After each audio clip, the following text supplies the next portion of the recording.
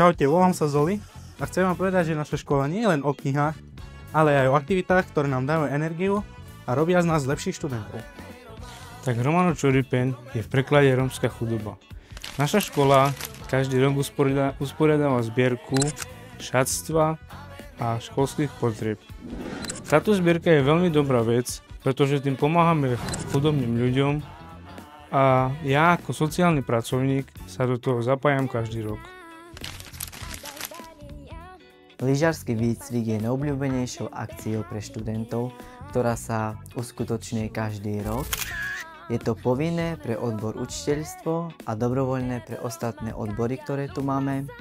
A keďže som aj absolvoval tento lyžiarsky výcvik, tak z vlastnej skúsenosti môžem povedať, že to bol super zážitok.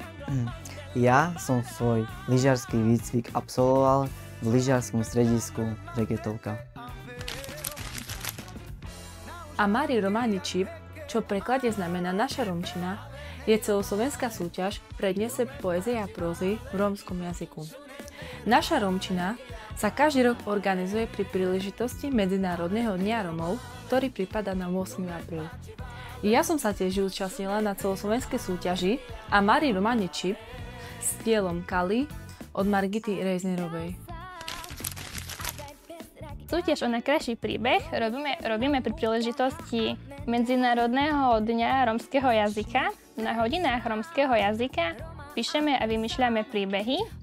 Najskôr je triedne kolo, ktorého traja najlepší sú zaradení do školského kola.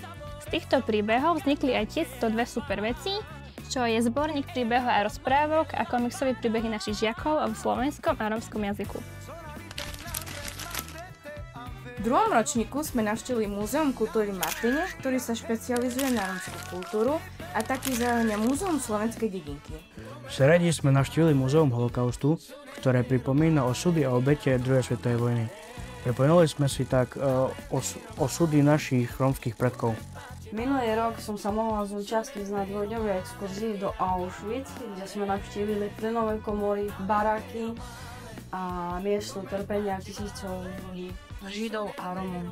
Bola to silná a bolestivá skúsenosť, ktorá mi pripomenula, aké je dôležité si pamätať históriu a vážiť si slobodu.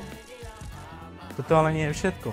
Máme ešte plno ďalších aktivít, ako je stredoškolská odborná činnosť, kurz ochrany života a zdravia, imatrikulácia a teraz ako štvrtáci sa venujeme stužkovej slávnosti, potom je tam biela pastelka a mnoho ďalších.